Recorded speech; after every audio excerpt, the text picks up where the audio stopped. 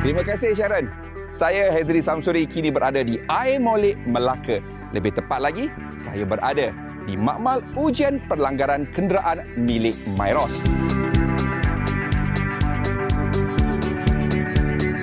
Ia ialah satu-satunya makmal seumpama itu di Malaysia dan juga di ASEAN.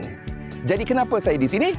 Kerana ada yang berkata, ujian-ujian pelanggaran ini meningkatkan kos pembuatan kenderaan dan membebankan pengguna. Betul ke? Jom kita ke dalam dan kita pelajari sedikit sebanyak apa yang dilakukan di dalam makmal ini dan apa kesannya kepada pengguna.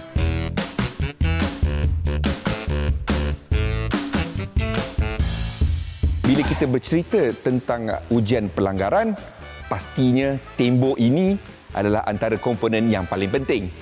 Ia menggunakan komponen-komponen yang memang mahal, berjuta-juta ringgit kerana ia perlu mengikut regulasi UNECE. So, kesemua sensor-sensor, deria-deria dan juga komponen-komponen elektronik ada di sini.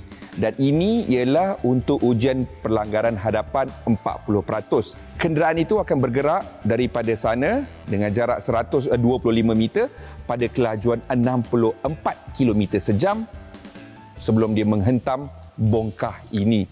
Dan ada lebih kurang 7 kamera kelajuan tinggi yang digunakan dan juga lampu-lampu berkapasiti tinggi. Ini ialah untuk mereka mendapatkan data-data yang tepat bagi mengetahui keadaan pelanggaran pada bukan kenderaan itu sebenarnya tetapi kepada penumpang-penumpangnya. Ini adalah antara penumpang-penumpang di dalam kenderaan yang akan diuji. Jadi yang ini apa kita panggilkan dia crash test dummy. Dan kenapa dia berbeza? Kerana ini dia penuh dengan sensor-sensor di bahagian dalamnya itu. Dan segala sensor ini disambungkan ke perakam data menggunakan kabel atau tali pusat dia yang kita panggil. Ini harganya RM500,000 Malaysia. Yang kawan dia itu lebih mahal. 1.3 juta ringgit Malaysia. Kenapa? Ini ialah crash test dummy khusus untuk kajian pelanggaran motosikal. Jadi ini sebenarnya ialah rider motosikal, penunggang motosikal. Tangannya ini boleh memegang handle dan dia tidak mempunyai kabel. Perakam data dia berada di dalam badan dia sendiri. Kerana itu, yang itu memang harga dia berlainan.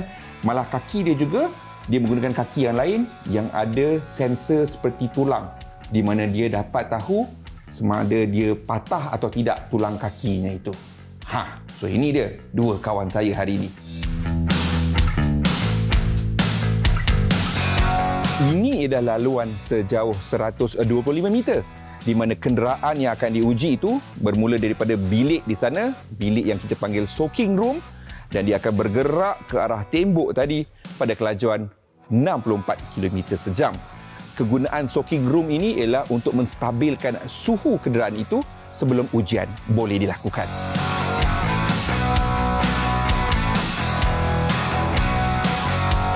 Ini ialah rolling deformable trolley.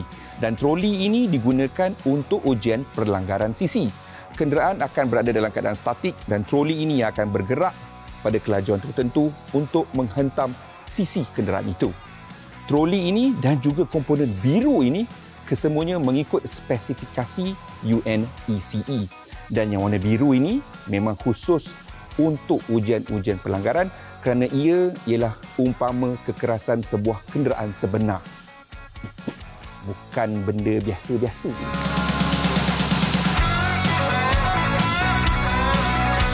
Setiap ujian pelanggaran oleh ASEAN NCAP akan melibatkan dua jenis penumpang. Penumpang dewasa dan juga penumpang kanak-kanak. Dan kerusi-kerusi kanak-kanak ini ada juga yang dibeli sendiri oleh ASEAN NCAP dan ada juga yang diberikan oleh pengeluar kerana itu ialah rekomendasi syarikat pengeluar kenderaan itu sendiri. Dan setiap kali ia digunakan, ia akan dibuang. Maknanya, boleh digunakan untuk satu ujian pelanggaran sahaja.